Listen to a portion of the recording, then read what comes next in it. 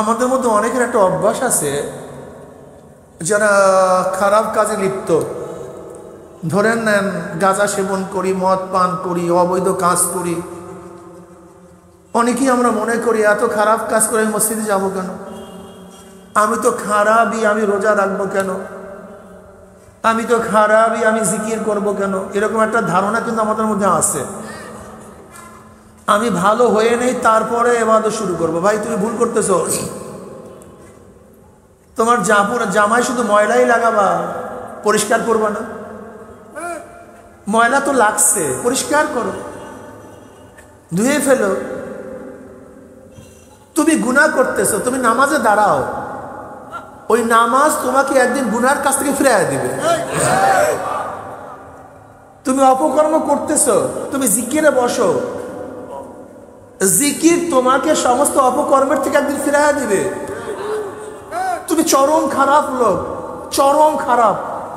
তুমি ভাবতেছো কোন মৌলবীরা আসছে, আলেম ওলামা আসছে, ওনা আমার কাজটা কি, ওনা আমি যাবো কেন? তুমি ভুল করতেছ।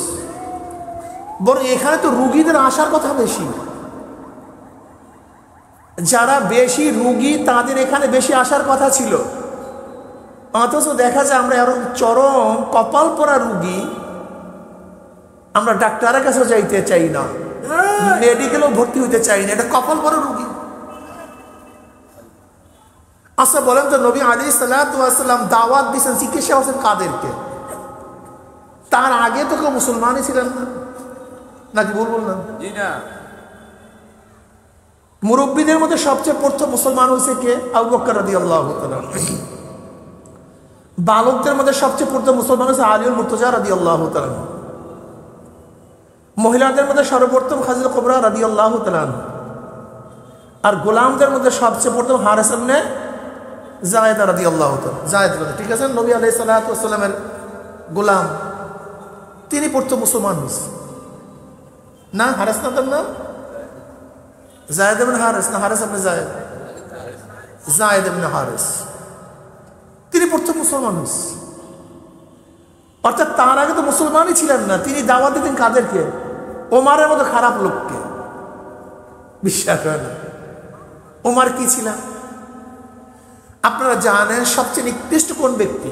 যে ব্যক্তি কোনো নবীকে হত্যা করে। সবচেয়ে হতভাগা কোন ব্যক্তি? যে ব্যক্তি নবীর মাধ্যমে হত্যা হয়। যে নবীর মাধ্যমে হত্যা হয় এবং নবীকে যে হত্যা করে তার চেয়ে নিকৃষ্ট আর কেউ হতে পারে না। তো ওমর ইবনে খাত্তাব রাদিয়াল্লাহু তাআলা কাকে হত্যা করার জন্য রওনা করছেন?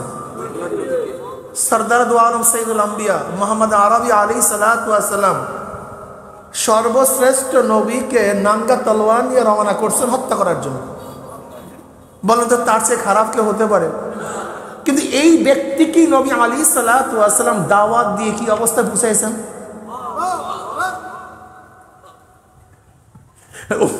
ওমর ইবনে খাত্তাব রাদিয়াল্লাহু তাআলার ব্যাপারে নবী আলাইহিস সালাতু নিজেই বলেন, বুখারীর মধ্যে রওয়ায়াত আছে, আমার পরে কেউ নবী হলে ওমর নবী হয়ে যেত।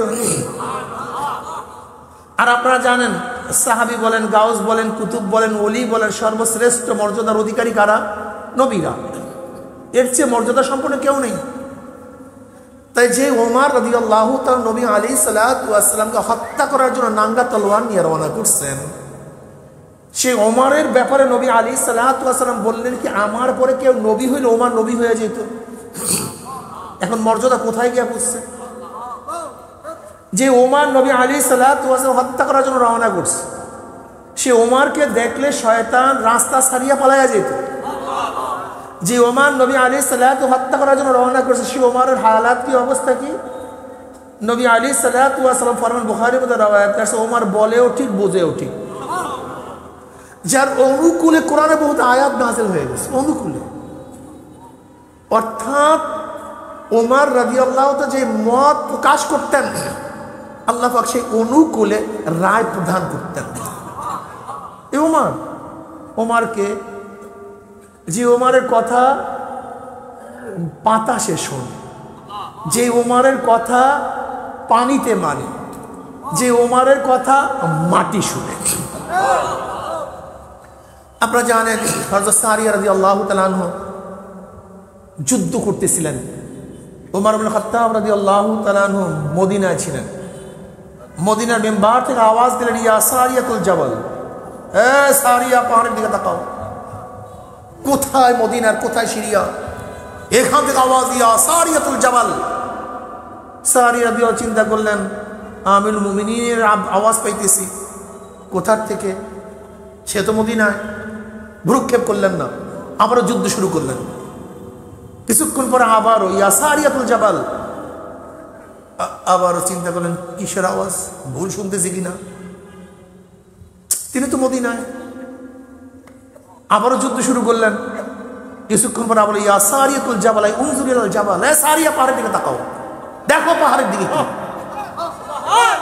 সারিয়া রাদিয়াল্লাহু তাআলা একবার শূন্য প্রেরণ করলেন। দেখেন পাহাড়ের অপর দিক থেকে শত্রু বাহিনী তাদের উপর আক্রমণ করার জন্য